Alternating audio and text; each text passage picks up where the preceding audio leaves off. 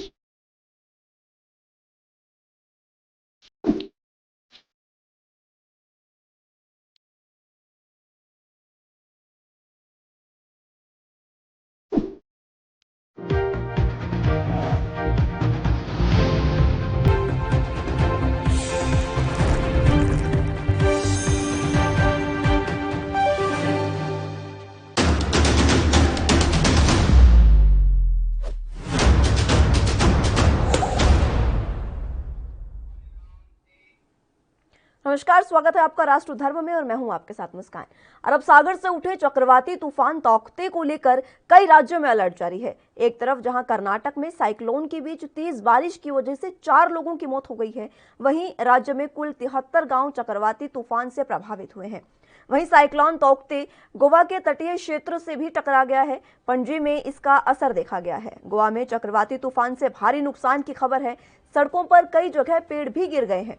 भारी पेड़ गिरने से सड़क किनारे खड़ी कार डैमेज हो गई है। गोवा के तट पर तेज हवाओं के साथ साथ मूसलाधार बारिश भी हो रही है। गोवा के मुख्यमंत्री प्रमोद सावंत ने भी बताया कि चक्रवात के चलते सुबह में 2 लोगों की मौत हुई है। अलग अलग जगहों पर हुए हादसों में 2 लोगों की जान गंवाई गई है। एक शख्स पर पेड़ गिर गया था और वहीं बाइक से जा रहे एक दूसरे शख्स पर बिजली का पोल गिरने से उसकी मौत हुई है। सीएम सावंत ने कहा कि चक्रवात के चलते मरने वालों की संख्या भी बढ़ सकती है। उन्होंने ये भी बताया कि 100 से ज्यादा घर बुरी तरह से क्षतिग्रस्त हो गए हैं, जबकि 100 से ज्यादा घरों को हल्का नुकसान पहुंचा है। 500 से ज्यादा पेड़ गिरने की सूचना है। गोवा के अधिकांश इलाकों में बिजली नहीं है, कई सड़कें ब्लॉक हैं। हालात सामान्य होने में 2 दिन का समय भी लगेगा। चक्रवात के चलते गोवा में एयरपोर्ट भी बंद कर दिए गए हैं। सूबे में भारी बारिश और तेज हवा 17 मई तक भी जारी रहेगी। गोवा के मणिपाल अस्पताल में डायलिसिस यूनिट चक्रवात से प्रभावित हुई है। अस्पताल की तरफ से लोगों को SMS भेजा गया है, जिसमें कहा गया है कि चक्रवात के चलते हमारा RO टैंक पूरी तरह से तबाह हो गया है, जिसके चलते हम अगले 1 सप्ताह तक डायलिसिस करने में असमर्थ हैं। डायलिसिस के लिए आप अपने नजदीकी अस्पताल में स्लॉट बुक कर लें। किसी भी आपात स्थिति में आप मणिपाल डायलिसिस के टेक्नीशियन से संपर्क कर सकते हैं। इस बीच चक्रवात पर तैयारियों को लेकर गृह मंत्री अमित शाह ने भी आज समीक्षा बैठक की थी, जिसमें गुजरात, महाराष्ट्र, दमन दीव और दादर नगर हवेली राज्यों और केंद्र शासित प्रदेशों के अधिकारी शामिल हुए थे। गृह मंत्री ने चक्रवात प्रभावित राज्यों को पावर बैकअप की सुविधा समुचित व्यवस्था के निर्देश दिए हैं। साथ ही उन्होंने कहा कि चक्रवात आने पर पावर सप्लाई में कोविड मरीजों और अस्पतालों में किसी भी प्रकार की कमी ना हो। चक्रवात प्रभावित राज्यों के डीएम को निर्देश दिए गए कि ऑक्सीजन सप्लाई में कमी ना हो। अमित शाह ने कहा कि चक्रवात के समय लोकल बॉडी सक्रिय रहे। वहीं मौसम विभाग के अनुसार माना जा रहा है कि ये चक्रवाती तूफान तोकते गुजरात के वेरावल और पोरबंदर के बीच मांगरोल के पास तट से टकराएगा। महाराष्ट्र, केरल और गुजरात के तटों पर 3 दिन तक तूफान का असर रहने की संभावना है। मौसम विभाग का अनुमान है कि चक्रवाती तूफान के दौरान 150 से 160 किलोमीटर प्रति घंटे की रफ्तार से हवाएं भी चल सकती है। और इसी के साथ आपको ये भी बता दें कि गुजरात में भी 2 दिन के लिए वैक्सीनेशन बंद कर दिया गया है। साइक्लोन की आहट को देखते हुए ये वैक्सीनेशन 2 दिन के लिए बंद किया गया।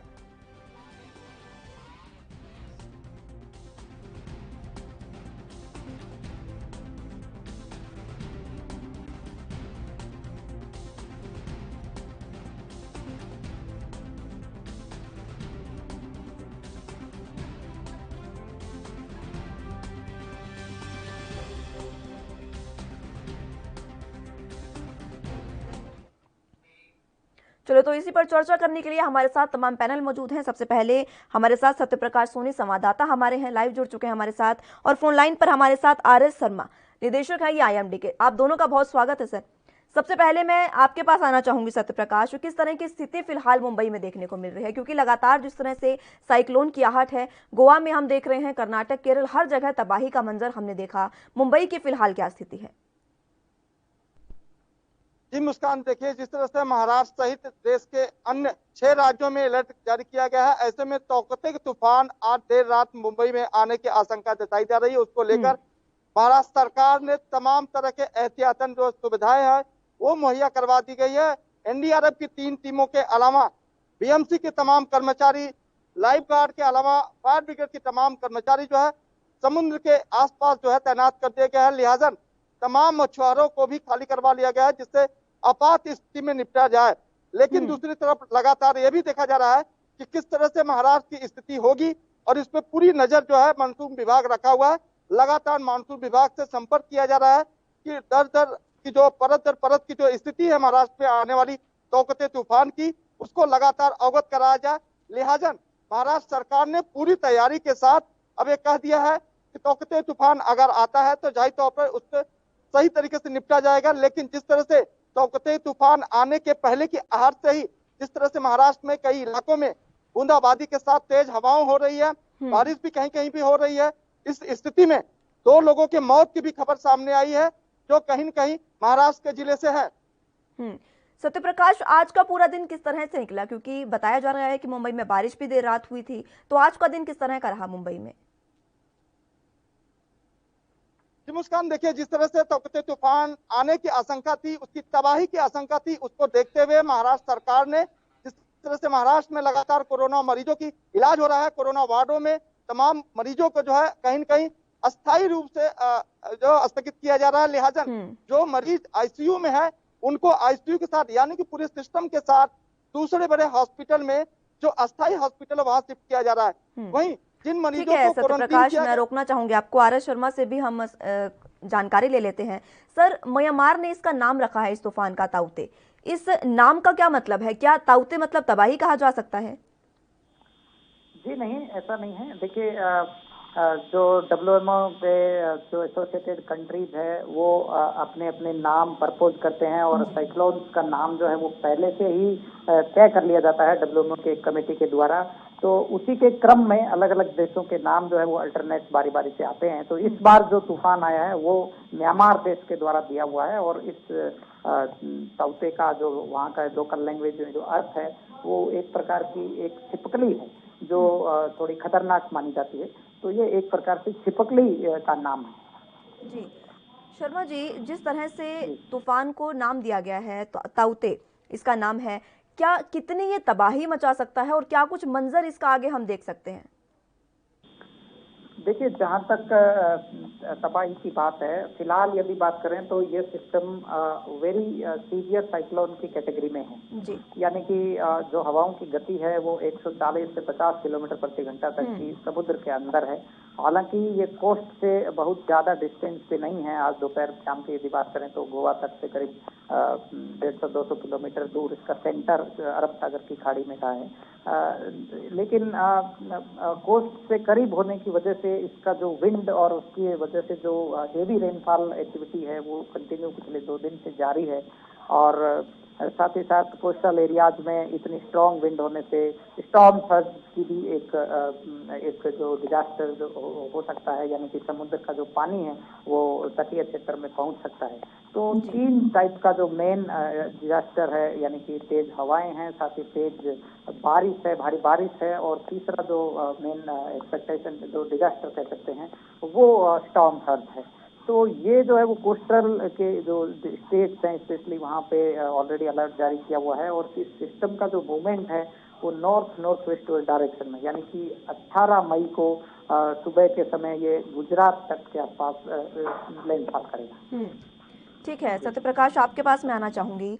प्रशासन की आपने बताई तैयारियां तमाम हैं, लेकिन लोगों में इस समय किस तरह की हलचल है? क्योंकि कोरोना को हम देखें तो कोरोना कहता है कि घर में रहिए, लेकिन तूफान का जो मंजर है, जिस तरह से चक्रवाती तूफान ये बताया जा रहा है खूंखार, काफी तबाही मचाने वाला हो सकता है, तो लोग बेघर होने की भी यहाँ पे कईयों की संभावना है। तो लोगों में किस तरह का डर बना हुआ है फिलहाल?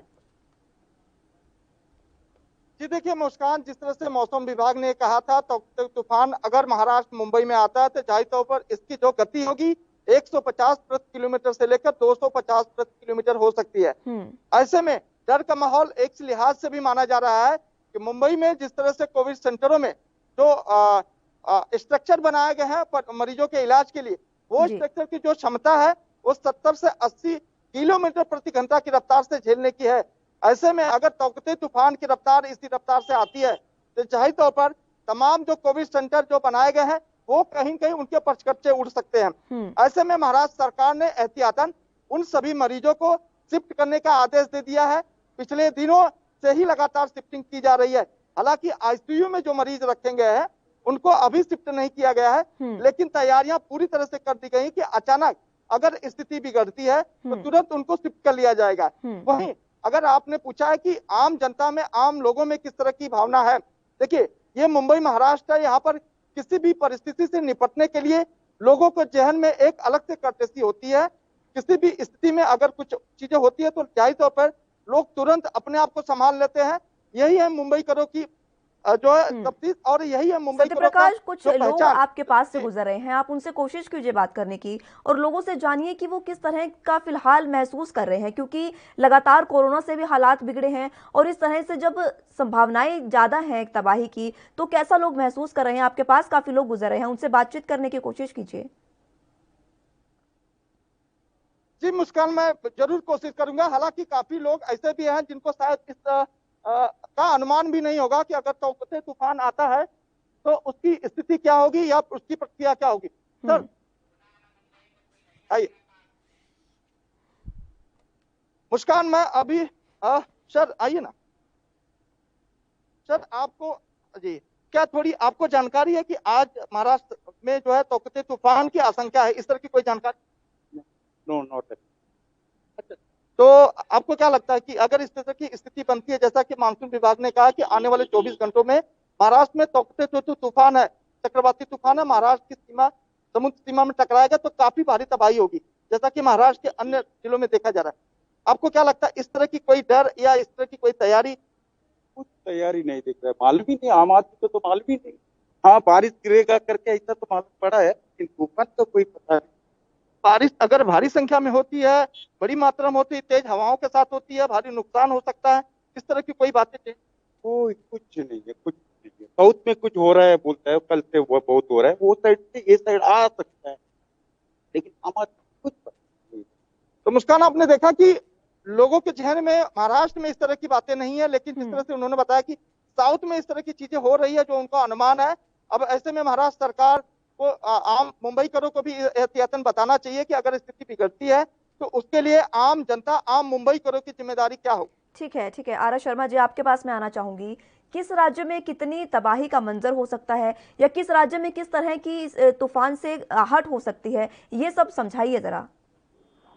जी देखिए, क्योंकि ये जो साइक्लोन मैंने आपको बताया कि वेस्ट कोस्ट के ऊपर है और कोस्ट से करीब 150-200 किलोमीटर की दूरी में, तो वेस्ट कोस्ट से लगने वाले जो जो स्टेट्स हैं, स्पेशली मैं कहूँगा अभी जो है वो गोवा कोस्ट है, देन महाराष्ट्र कोस्ट है, इसके अलावा जो गुजरात कोस्ट लगता है, तो ये जो जो स्टेट्स हैं यहाँ पे इस साइक्लोन का जो इम्पैक्ट है वो सबसे ज्यादा देखने को मिलेगा, क्योंकि हालांकि इसका जो लैंडफॉल है वो गुजरात कोस्ट के ऊपर में होने को है। तो इसलिए जो गुजरात के जो डिस्ट्रिक्ट, स्पेशली पोरबंदर, अमरेली, जूनागढ़, गिर सोमनाथ और भावनगर, ये जो कोस्टल जो डिस्ट्रिक्ट्स है यहाँ पे जहाँ लैंडफॉल करेगा system as a severe cyclonic storm, तो इन डिस्ट्रिक्ट्स में सर्वाधिक इम्पैक्ट हो सकता है।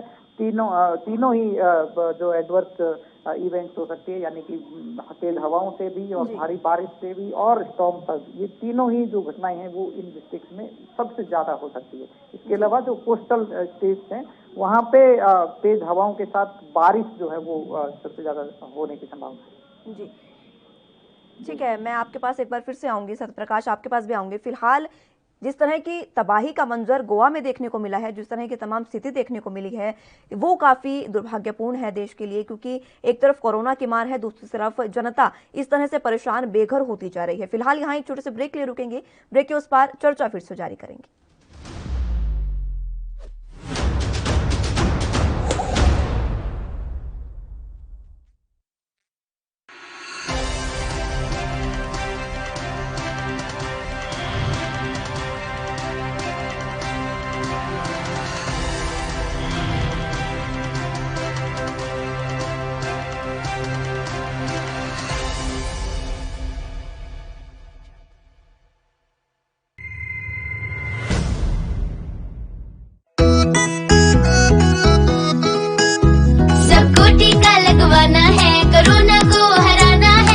की सुरक्षा अपना कर सुरक्षा चक्र बनाना है।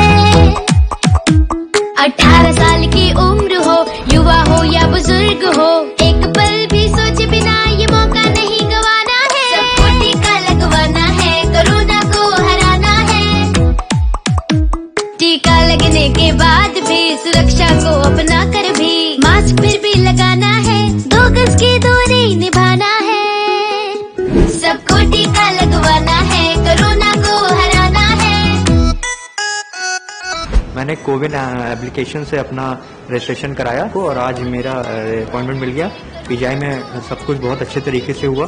प्रोसेस बहुत ही स्मूथ और बहुत ही लाइट तरीके से कंडक्ट किया गया। 18+ के लिए ये जो इनिशिएटिव लिया गया है बहुत अच्छा है। तभी मुझे वैक्सीन लग गई है और बिल्कुल कोई प्रॉब्लम नहीं हुई मुझे। मैं इसके लिए हमारी उत्तर प्रदेश गवर्नमेंट का बहुत बहुत शुक्रिया करना। चलो टीका लगवाएं, कोरोना को हराएं। निःशुल्क टीकाकरण अभियान में 18 वर्ष से अधिक उम्र वालों के लिए टीका लगवाकर सुरक्षा कवच बनाएं। cowin.gov.in पर रजिस्ट्रेशन करवाएं। सूचना एवं जनसंपर्क विभाग उत्तर प्रदेश द्वारा जनहित में जारी। कम ब्रेक और ज्यादा खबरों के साथ देखिए ANB news in channel number पर।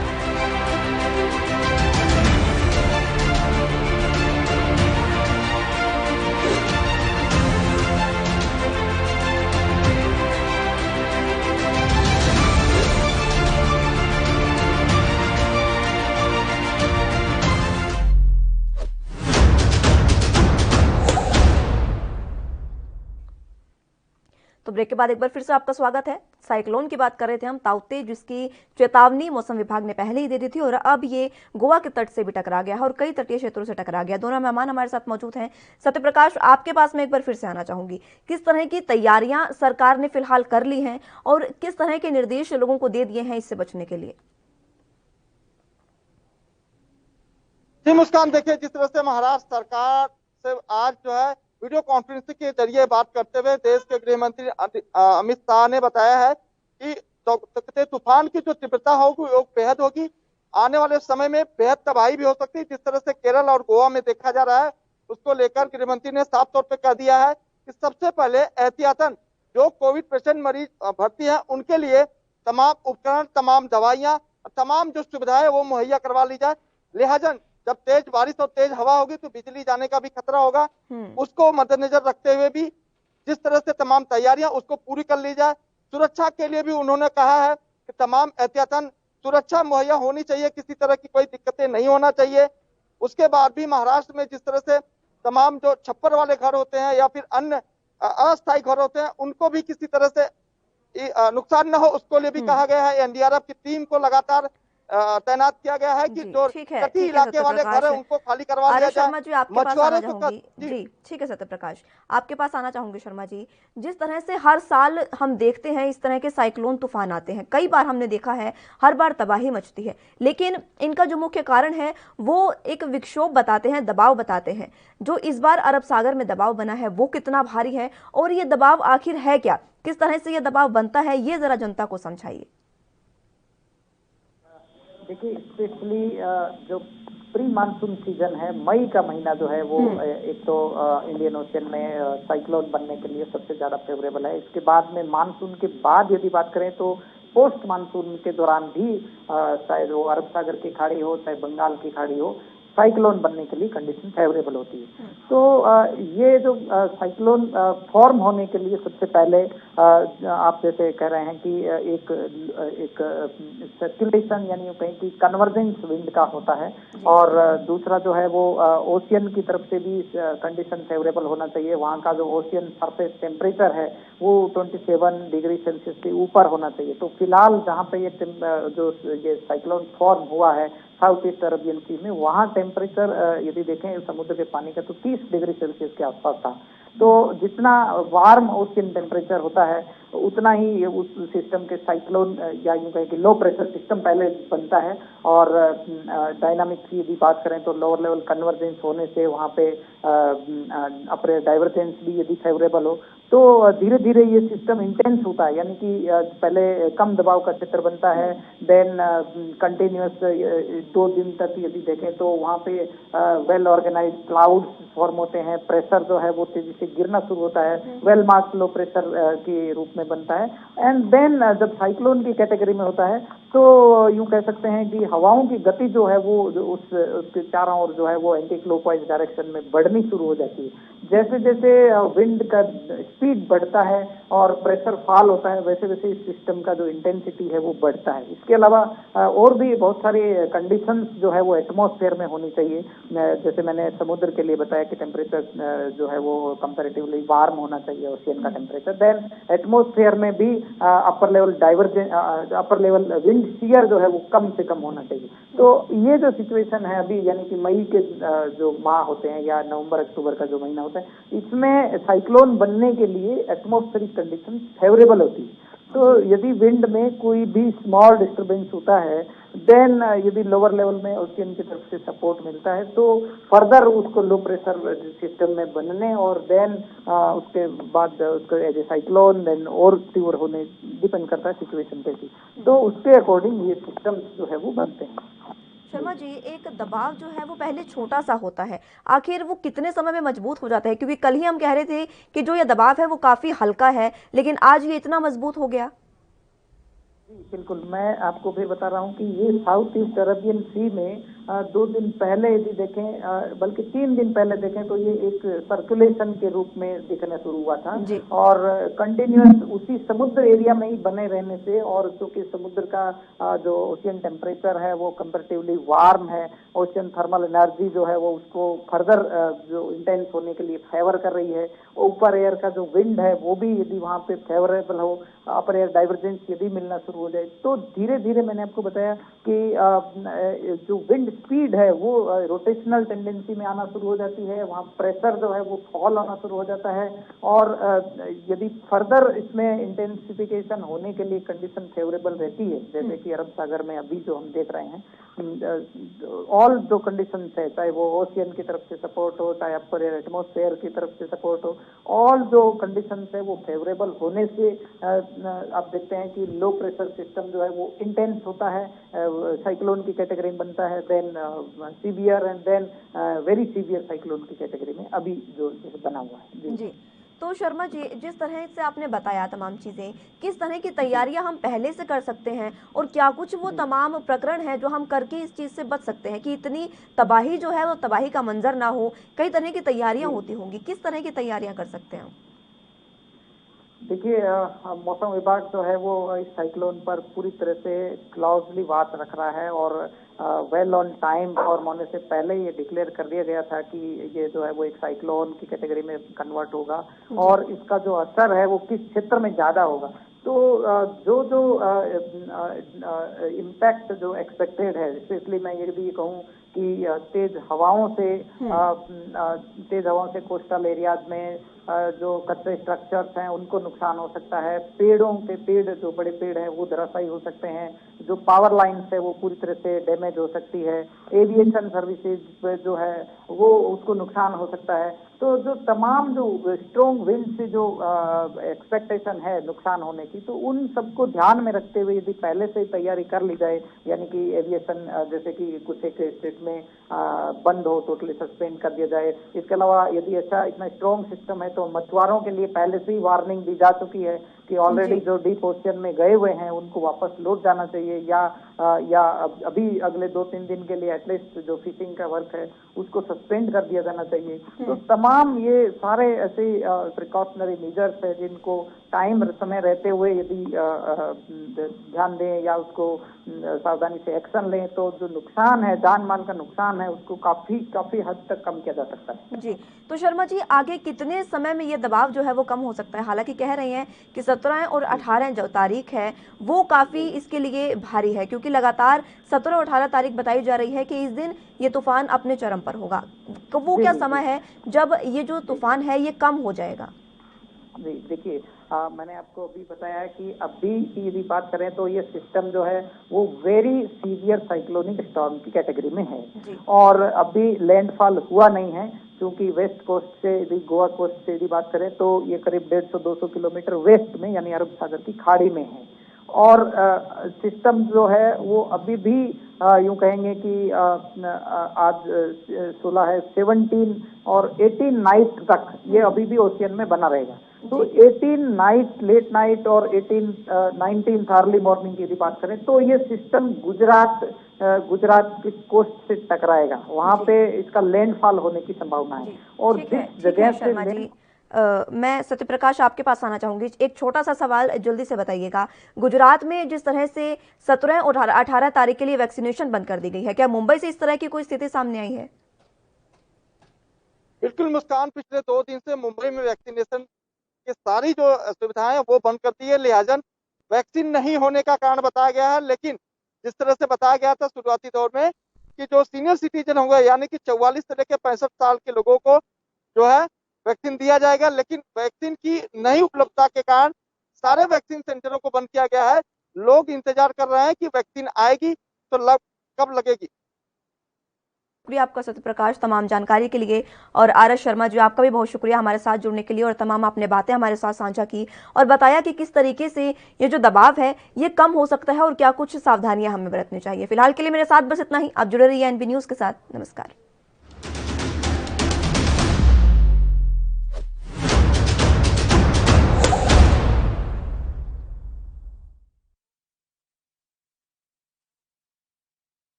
कम ब्रेक और ज्यादा खबरों के साथ देखिए ANB news in channel number पर।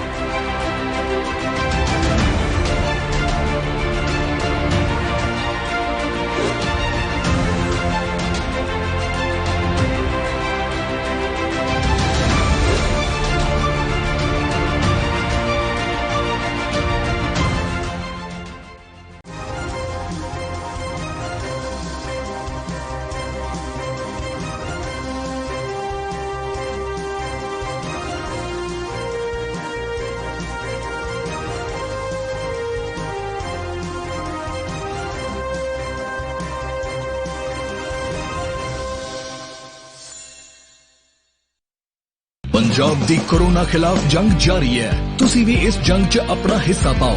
अगर ਆਪਾਂ ਨੇ ਆਪਣੇ ਪਰਿਵਾਰਾਂ ਨੂੰ ਬਚਾਉਣਾ ਹੈ, ਬੱਚਿਆਂ ਨੂੰ ਬਚਾਉਣਾ ਹੈ, ਆਪਣੇ ਹੋਰ ਬਜ਼ੁਰਗ ਨੇ ਉਹਦੇ ਵਿੱਚ ਘਰਾਂ ਦੇ ਵਿੱਚ ਉਹਨਾਂ ਨੂੰ ਬਚਾਉਣਾ ਹੈ ਤਾਂ ਇੱਕੋ ਹੀ ਤਰੀਕਾ ਹੈ ਕਿ ਆਪਾਂ ਟੀਕੇ ਲਗਾਓ। ਕੋਵਿਡ ਵੈਕਸੀਨ ਉਪਰੰਤ ਤੁਹਾਨੂੰ ਹਲਕਾ ਜਿਹਾ ਬੁਖਾਰ ਆ ਸਕਦਾ ਹੈ, ਜਿਸ ਤੇ ਘਬਰਾਉਣ ਦੀ ਲੋੜ ਨਹੀਂ। ਮੈਂ ਅੱਜ ਸੈਕੰਡ ਡੋਜ਼ ਲਵਾਈ ਹੈ, ਮੈਂ ਬਿਲਕੁਲ ਠੀਕ ਠਾਕ ਹਾਂ।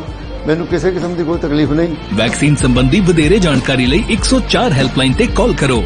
वैक्सीन लगाओ, परिवार बचाओ।